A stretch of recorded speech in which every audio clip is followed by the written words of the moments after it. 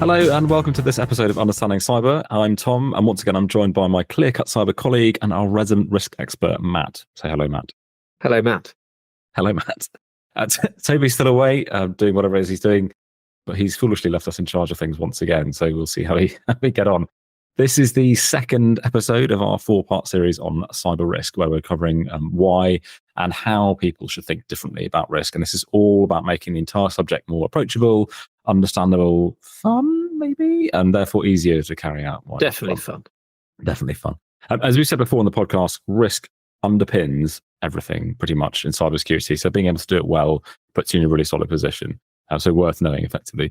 In our last episode, Righting Wrongs on Risk, Matt voiced some highly controversial views on, no, they weren't that controversial, but provided some interesting views on how to think about risk differently. I would highly encourage you to go back and listen to that one if you've not heard it already. That really sets the context for this one. But Matt set out how organizations get risk wrong. So things like over-reliance on checklists, not balancing security controls with business needs, often identifying a risk, writing it down and saying, thanks very much, we're done, and walking off and leaving it and not doing anything about it. Also, things like refusing to accept risk and just pursuing this like impossible task of trying to drive risk down to zero, which is just crazy. And then finally, things like applying risk processes incorrectly or with no kind of independent thought. These are all common issues. We see these a lot, all completely understandable. We're not here to throw stones at anybody. But what we are here to do is highlight opportunities to improve this. And we talked a bit about how you can do those things better last time. In this episode, we're going to actually give you some tools and techniques for doing risk better, by which I mean identifying risk, finding them, writing them down, and analysing them, assessing the magnitude of risk. And we'll come on to kind of evaluation and management in later episodes as well. Right, Matt, I talked for a long time. We should hear from you as our resident risk expert. We're about to set out some tools and techniques, but what do organisations typically use, and what are we saying is kind of wrong or limiting with those? Yeah, thanks very much for having me back. I feel honoured. I don't know at what point Toby's going to wrestle control of the microphone back from me, but until hear him storm in, yeah. And at the moment, it seems like I'm allowed to continue. So just move for it. Go with it. You've got to master do it. The first real stumbling block for most organisations when it comes to risk is actually how to identify them in the first place. How do you ensure you've documented all the right risks and you haven't missed any important ones or duplicated some? And there are a few basic approaches. So the way most people would actually start is just sit down and use their knowledge and imagination to write down a list of risks. And this is either as a team or they might just do it on their own individually. If you're a bit more sophisticated, you can use lists of risk elements, so threat actors, threat sources, target assets, vulnerability impact, things like that, like NIST SP 800-30. That's knowledge right there. There you go, right there. Love it. And not written down in front of me. And they chain these together to make some relevant risks. Or some other people might look at cyber incident reporting on their sector or from similar organizations so that they can understand the types of risks that are out there. And this can be combined with more specific threat intelligence to draw a really clear picture of risk. And these are all really good approaches in general, but they do have their limitations.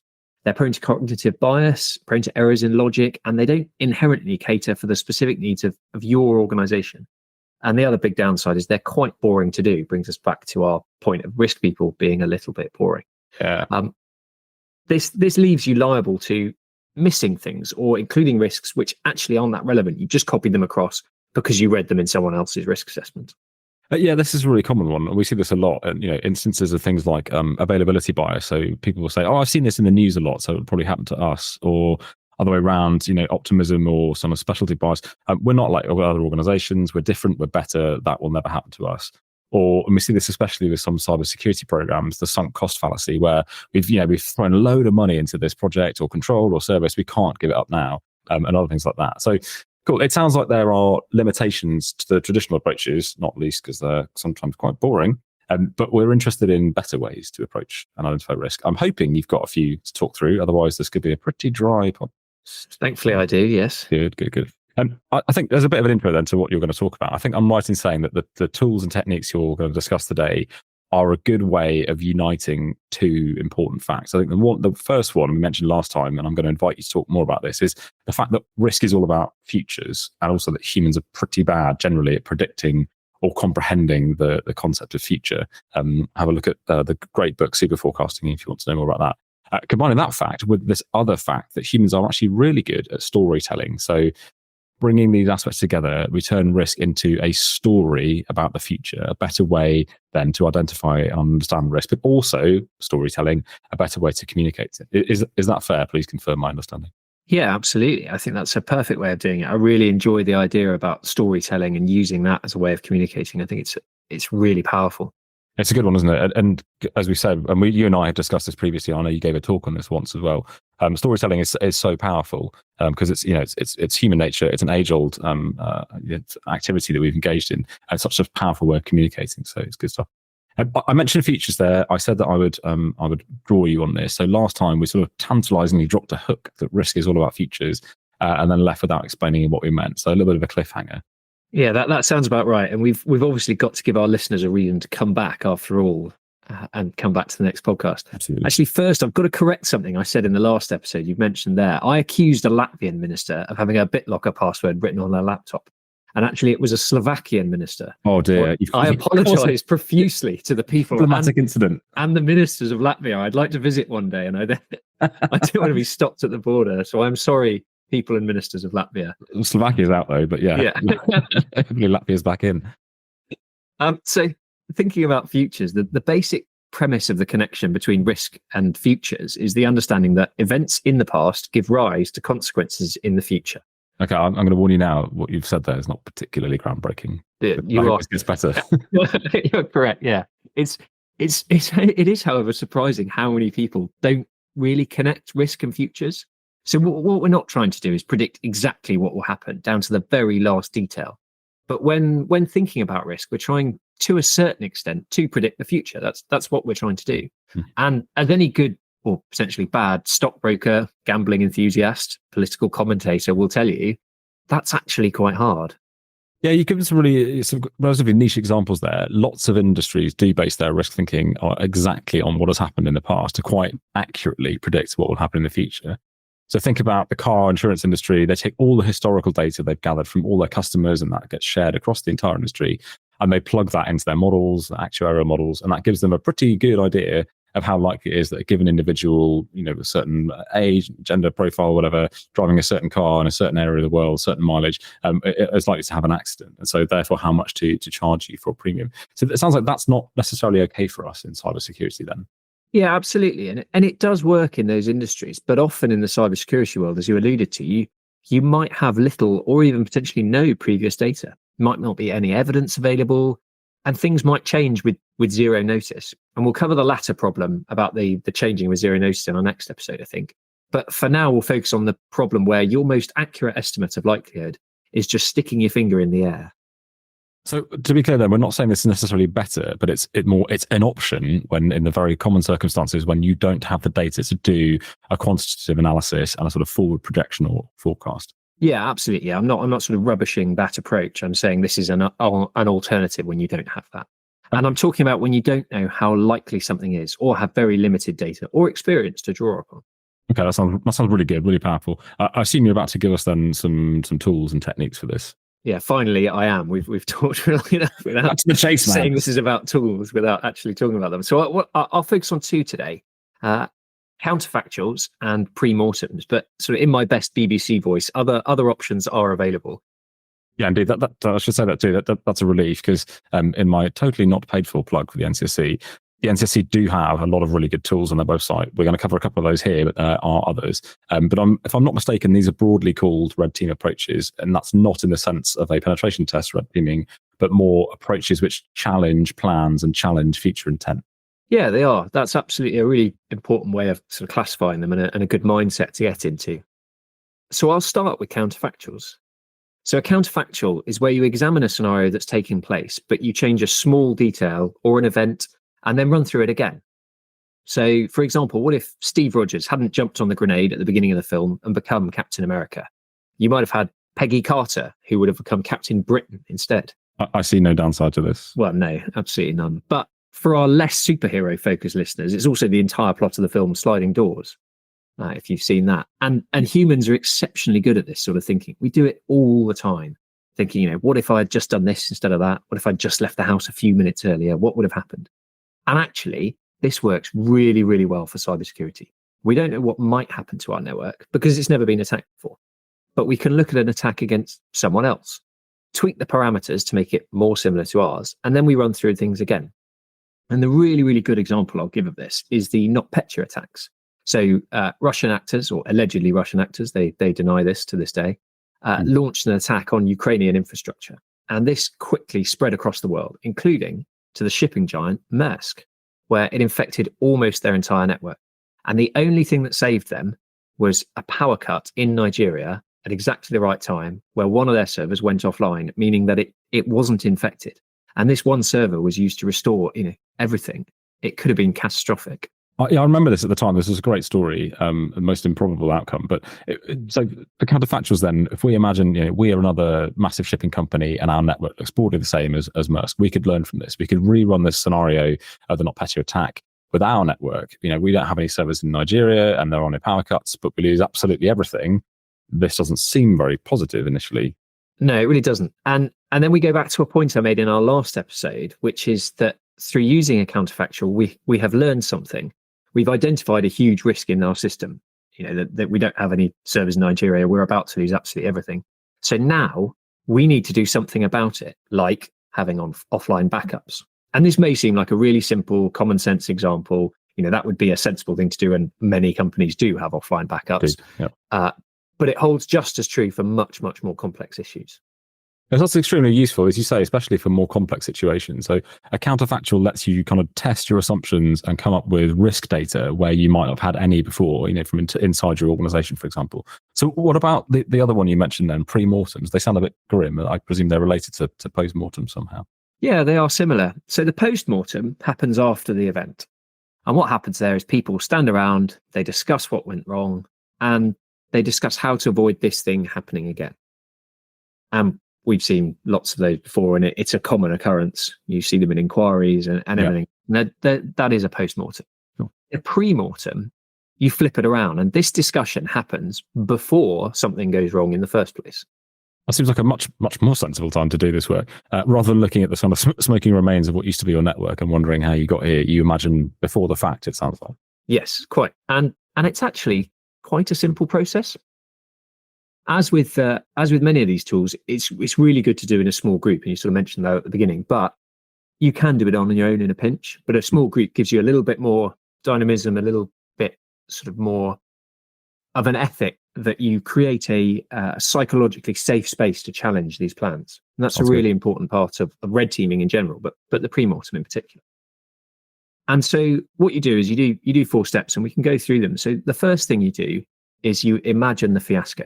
So you assume everything has gone wrong. You've been victim to a ransomware attack, or you've had some huge data breach, and you set the parameters for what you're going to look at in the pre-mortem. Okay.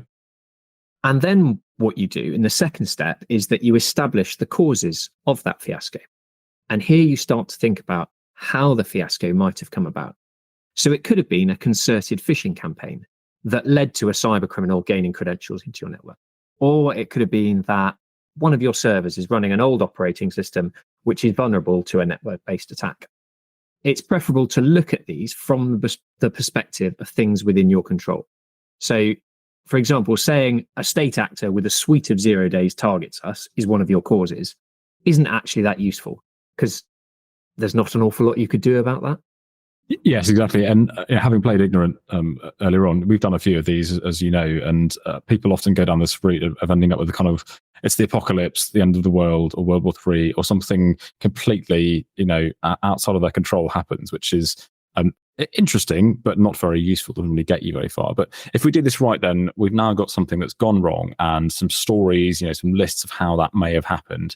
I'm guessing now this isn't the end of it. Otherwise, we'd be falling foul of our own advice last time, which was don't just write down the risk and walk away, but you've got to actually do something about it rather than just admiring it, right?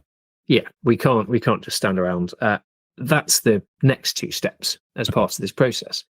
So the third step is scoring the causes. And here we've taken our causes, we've identified how things went wrong for us, and then we rank them from worst to best.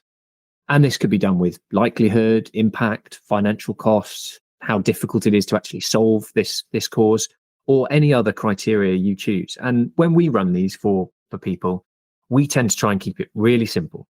And we just get everyone to give them a score between 1 and 5, which allows you to prioritize your probably quite limited resources into solving these problems. Actually, the thing that we tend to find people struggle with the most is 1 highest or is 5 highest? Yeah. And that seems to, that's always the biggest argument in any of these. But halfway through, someone always forgets as well. Yes. So you then now have a list of scores. So you have your causes of your fiasco ranked from worst to best, or vice versa, or most difficult or most expensive, or something like that. And we then get into the last step, which is creating controls. And you spoke a minute ago about admiring the risks from afar, but not doing anything about them. And this is where we solve that. So we now know what our worst risks are, having identified them and scored them. And if we now do something about them, we're better off at the end of our pre-mortem than we were at the start. So if our top 2 risks, thinking back to the scenario, the causes that I identified, were phishing and the ancient server, we could put some controls in. So what would you suggest, Tom? Drawing on my years and years of experience, I'd say some sort of counter phishing controls, some sort of MFA to help with the authentication issue, and patching the server as well. Perfect. Phishing solved. But what if I told you that the server has to run that version or it stops working? Okay. We've always got to think about the wider business implications. And again, thinking back to one of the points we made on our last episode, in this situation, we might consider putting some sort of firewall which only allows traffic from certain sources, and we can create our rules and things like that around the context. And that's the key for these controls. They're likely to need to be nuanced and need to consider the context of the whole organization.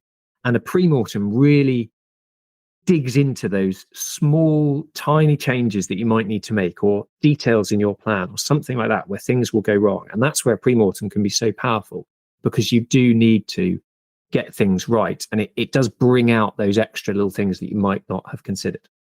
Excellent. But that little bit of detail aside, that's a pre-mortem. So identify the fiasco, establish the causes, score them, and then come up with some controls. So it's an enormously powerful tool, one which comes with the guaranteed clear-cut cyber seal of approval. Well known. Well known, industry standard. I think we'll make that a thing. We'll make that. Give it time. I think I've spoken a lot today and just then. So because I did such a good job summarising last week, I think it's your turn to summarise. You did indeed. And before I do, you made that really good point at the end there. I just want to echo it that when we come up with these controls to manage your scored risks, then understanding that wider business context is important, and the implications for the wider business. And that speaks to or relates to your earlier point around doing this as a group of people and getting as many people, the right people, involved as possible. Don't just do this with the IT team. Bring in the people from marketing, from sales, from finance, from legal, whatever, because some of these controls will impact their ability to do their day-to-day business. I guarantee you now, the first people to complain about your controls will be marketing. Right? Yeah. I guarantee it, right, every time. And it won't take them long. It'll be sort of 3 to 4 minutes before the phone rings and you get angry emails. Yeah.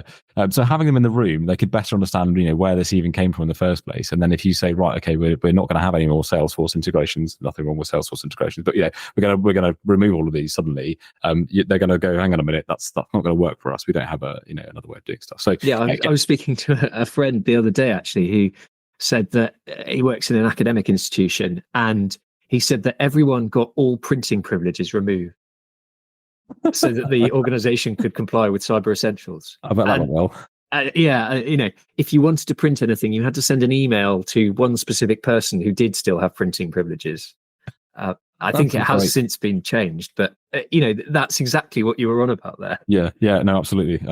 That's a curious interpretation there. Good stuff. Okay, I'll aim for a summary then. Let's do it. Right. So we open by saying traditional techniques for identifying risk are prone to logical fallacies, cognitive biases, and these are things we may talk about in more depth another time. But often they're not really best placed to incorporate an organization's specific needs and kind of business and operating context. So what we do instead is we seek techniques, we use techniques which actually treat risk for what it is, a form of future thinking. And to do this, we incorporate the age-old concept of storytelling. But we do this in a particular way, where we confront, we challenge, we dissect, we attack plans and concepts to identify where and how things could have gone wrong, or where they can go wrong in future. There are loads of techniques along those lines. We approach this approach is broadly known as red teaming. And this is great when you don't have a lot of data to forecast the future, or where the traditional techniques I mentioned just now are kind of not really doing the job. So I think the first one you discussed, Matt, was counterfactuals, examining past events and changing kind of critical aspects in the timeline, and sort of reimagining how things could have turned out differently and why. And this allows us to translate kind of past events, take past data outside our organizations, where that event might have had a seemingly positive outcome, that the backup was restored from the server in Nigeria, and translate that into a potential future which might have a less positive outcome, i.e. a risk, and that relates to us as well. And then the last one we talked about there was pre-mortem, taking a plan or some kind of statement of future intent and assuming this fiasco that it's gone completely wrong. We imagine how that might happen, what that would look like, what the causes would be. We score those and then design those controls to manage them appropriately, and therefore ensuring our plan or future intent is more resilient and risk managed. All much better than using our unstructured imagination, also known as making stuff up, or going through a boring list of risk elements. Although sometimes that's perfectly fine too. As a summary, how did I do? I think it's pretty well up there with the best, as Excellent. You're very generous. We're very kind. We're jolly good. We're jolly good around here. Excellent. Right. Cue the shameless sales pitch then. Here at ClearCut Cyber, we help clients with risk all the time, as we've mentioned before, whether that is traditional approaches, supporting people through those, reviewing the work they've done currently, or upskilling and upgrading that, or indeed delivering these red teaming techniques and methods that Matt outlined, and more besides. If you're interested in that, if you'd like some help or support from us, get in touch, info@clearcutcyber.com, or go to our website, clearcutcyber.com, and you can see all of the services that we offer there and get a better understanding of what it is that we do. Matt, second episode, any final words, anything we've missed, any sage words of wisdom? I don't know. I'm not very full of sage words of wisdom, even at my very best. The only thing I would say is we've sort of covered those righting the wrongs. We've given some tools, and just the plug for our next episode, which will be about how do you accept risk, and what happens when you've done all of your controls and you've still got some risk left. So I encourage you to carry on listening to us. Yeah, keep it going. So thank you all for listening. Do look out for that next episode, and we'll be talking about accepting risk. Until then, take care, safe cybers or something, and we will catch you soon. Cheers. Bye.